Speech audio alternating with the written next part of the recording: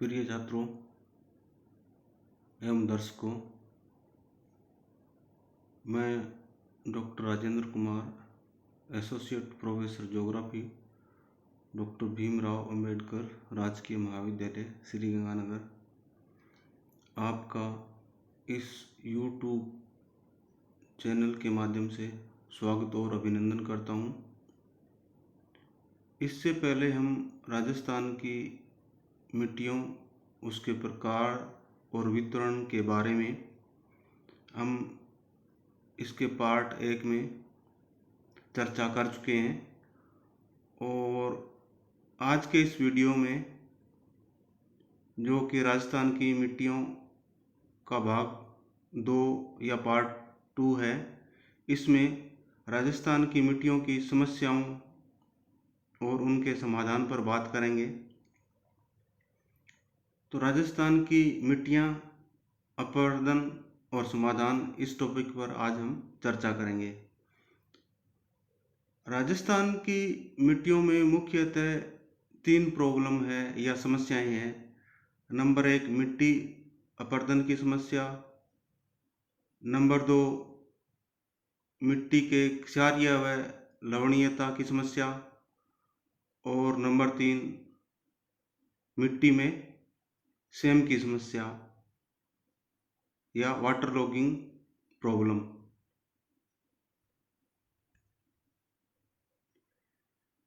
इससे पहले हम देखेंगे कि मिट्टी अपरदन क्या है या सॉइल इरोजन क्या है। मिट्टी अपरदन प्राकृतिक और मानवीय दोनों कारकों द्वारा होती है और मिट्टी अपरदन में मिट्टी की ऊपर के पोषक तत्व और खनिज तत्व वो एक स्थान से स्थानांतरित होकर दूसरे स्थान पर चले जाते हैं और मिट्टी की उत्पादन क्षमता में कमी आ जाती है और इसको हम मिट्टी अपरदन कहते हैं। मिट्टी अपरदन प्राकृतिक और मानवीय कारकों द्वारा किसी प्रदेश के मिट्टी के आवरण को नष्ट करने की प्रक्रिया को मृदा अपरदन कहते हैं। मिट्टी अपरदन और अपक्षरण की समस्या को रेंगती हुई मृत्यु की संज्ञा दी गई है। इस प्रक्रिया में प्रवाहित जल और हवा की मुख्य भूमिका होती है।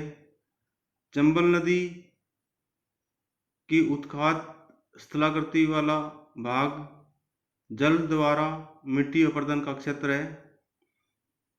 राजस्थान के पश्चिम में स्थित थार मरुस्थल में वायु द्वारा मिट्टी अपरदन एक मुख्य समस्या है। इस क्षेत्र में वनस्पति का अभाव है तथा बालू मिट्टी दक्षिणी पूर्वी हवाओं के साथ एक स्थान से दूसरे स्थान पर चली जाती है। दूसरी तरफ थार मरुस्थल में कृषि वर्षा आधारित होती है, इसलिए पशुपालन कृषि की सहायक गतिविधियां हैं। पशुओं द्वारा अतिचारण थार मरुस्थल में हवा द्वारा अपरदन की समस्या को बढ़ाता है। हवा बिना किसी रुकावट के मिट्टी की ऊपरी सतह को उड़ाकर ले जाती है। इससे मिट्टी की उर्वरा शक्ति कम हो जाती है। इस प्रक्रिया से मरुस्थलीकरण की प्रक्रिया को बढ़ावा मिलता है। इस प्रक्रिया का प्रभाव भूमि की उर्वरा शक्ति तक सीमित नहीं रहता, बल्कि मानव को भी इसका परिणाम भुगतना पड़ता है। भूमि अपरदन के प्रकार। मिट्टी का अपरदन भूमि के गुण, भूमि का ढाल, वर्षा की मात्रा पर निर्भर करता है।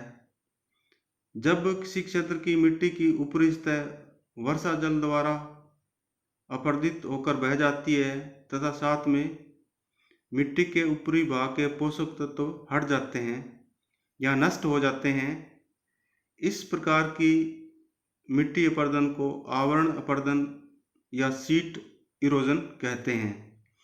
इस प्रकार का कटाव ढालू खेत, खाली पड़ी भूमि, वनों के विनाश, बदलती खेती जिसे शिफ्टिंग एग्रीकल्चर भी कहते हैं। और राजस्थान के ये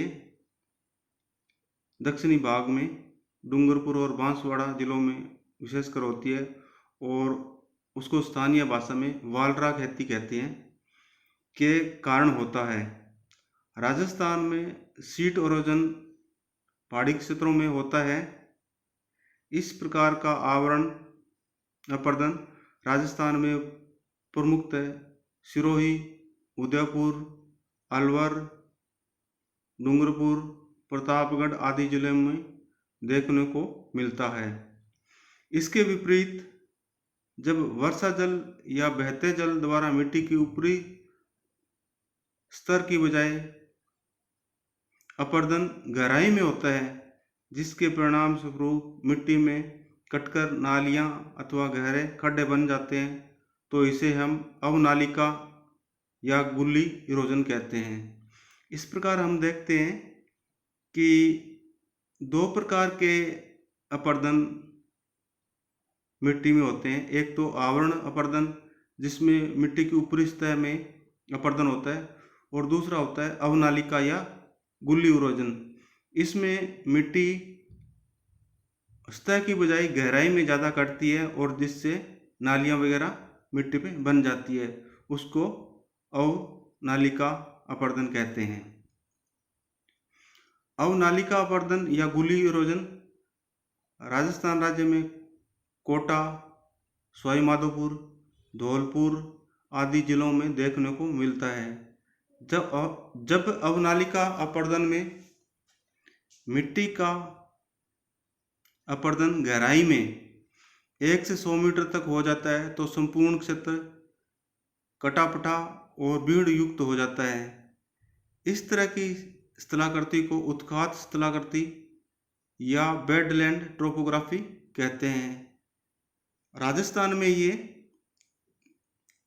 चंबल नदी, गंभीर नदी, बाणगंगा नदी, ढूंढ नदी और मोरेल नदी के क्षेत्रों में बेडलैंड ट्रोपोग्राफी पाई जाती है, और ये गुल्ली इरोजन का सर्वोत्तम उदाहरण है। शुष्क प्रदेश या मरुस्थल में वायु द्वारा मिट्टी को एक स्थान से दूसरे स्थान पर स्थानांतरित करने की प्रक्रिया को वायु अपरदन या विंड इरोजन कहते हैं। राजस्थान के पश्चिमी शुष्क मैदान में प्राय बालू मिट्टी का वायु द्वारा अपरदन होता है।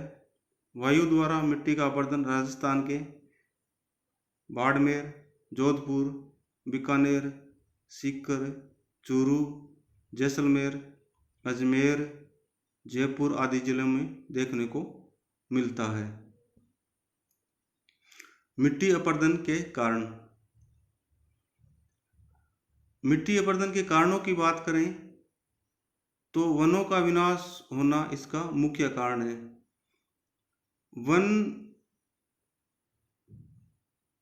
एक तो मिट्टी को अपनी जड़ों द्वारा बांध के रखते हैं, दूसरे ये वर्षा के प्रवाह के वेग को कम कर देते हैं या वायु के वेग को कम कर देते हैं, जिससे मिट्टी का अपरदन कम होता है या रुक जाता है।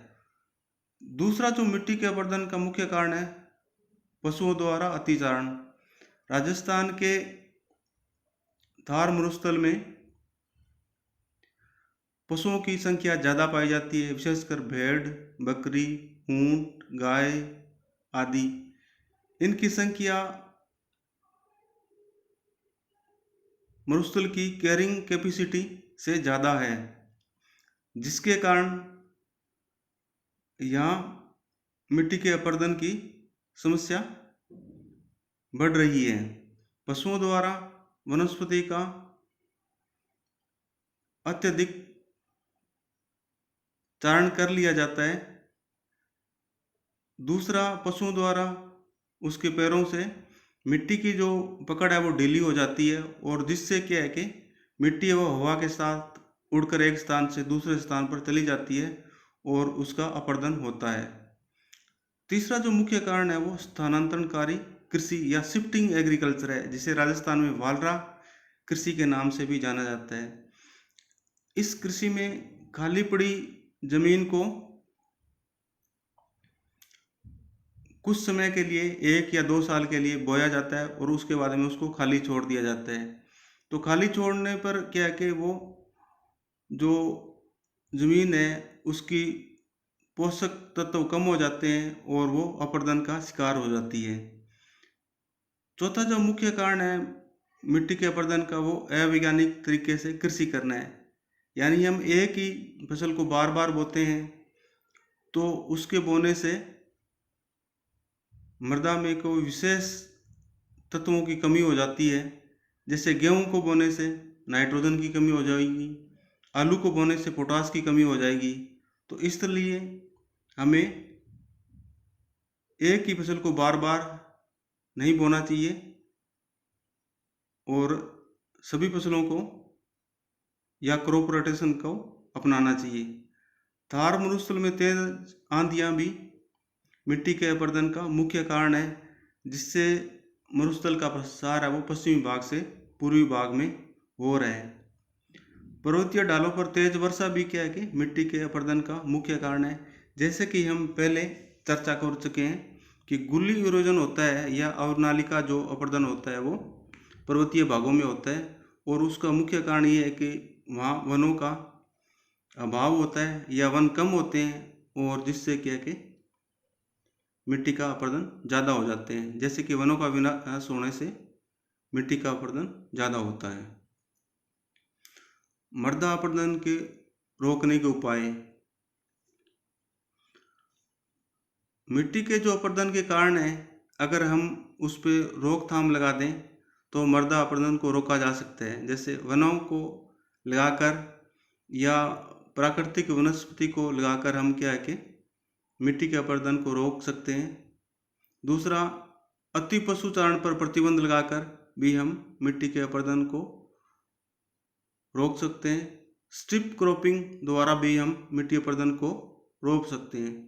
स्ट्रिप क्रॉपिंग का मतलब ये होता है कि हमें अलग अलग ऊंचाई वाली फसलें बोनी चाहिए। जैसे अनाज है या ऐसी फसलें, दलहन है या पौधे वाली फसलें जिनकी पकने की अवधि 4 या 5 साल होती है, तो इनको लगाकर भी हम क्या है कि मृदा अपरदन को रोकते हैं। इससे क्या है कि हवाओं की गति कम हो जाती है। क्रॉप रोटेशन द्वारा भी हम क्या है मृदा अपरदन को रोक सकते हैं। क्रॉप रोटेशन का अर्थ है कि हमें हर साल अलग अलग फसलें लगानी चाहिए, जिससे कि मिट्टी में विशेष पोषक तत्वों की कमी है वो न हो और वो प्राकृतिक रूप से उसमें बने रहें। क्रॉप रोटेशन का बेस्ट जो एग्जाम्पल है वो नॉरफॉक रोटेशन है। उसमें हर 4 साल में फसलों का एक क्रम होता है। सबसे पहले साल में हम अनाज की फसलें बोते हैं, जैसे गेहूँ बो दी। उसके बाद में दलहन फसलें जैसे दाल, चना, मूंग, मोट या पशुओं के चराई के काम आने वाली फसलें बोते हैं। तीसरे साल में अन्य अनाज जो पहले साल नहीं बोए वो लगाते हैं, जैसे जौ, ज्वार आदि।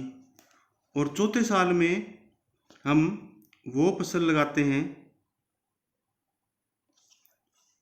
जो जड़ों वाली या रूट फसल हो, जैसे चुकंदर, आलू, जमीकंद आदि। तो 4 साल में इस तरह का हम अगर क्रॉप रोटेशन करेंगे तो फसलों मिट्टी की है जो उर्वरा शक्ति बनी रहेगी और इससे मिट्टी का अपरदन भी कम होगा।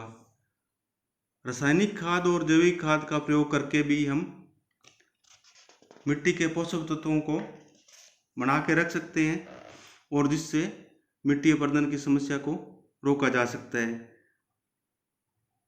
जैविक खाद में पशु का गोबर, डिकम्पोज्ड वेजिटेशन, केंचुए की खाद आदि का प्रयोग कर सकते हैं। और रासायनिक खाद में फास्फेट, पोटास, नाइट्रोजन आदि खादों का प्रयोग कर सकते हैं। मिट्टी अपरदन को रोकने के लिए ढलान वाले क्षेत्रों में हम सीढ़ीदार खेती का प्रयोग करेंगे या तरीका अपनाएंगे तो मृदा अपरदन को वहाँ रोका जा सकता है। और वाटर मैनेजमेंट द्वारा भी हम मृदा अपरदन को रोक सकते हैं, यानी खेती या फसलों में वैज्ञानिक तरीके से पानी लगाकर हम मृदा अपरदन और उसकी उर्वरा शक्ति को बना के रख सकते हैं। इसके अलावा राजस्थान में लवणीय और क्षारीयता की समस्या भी मिट्टी में प्रमुख रूप से पाई जाती है।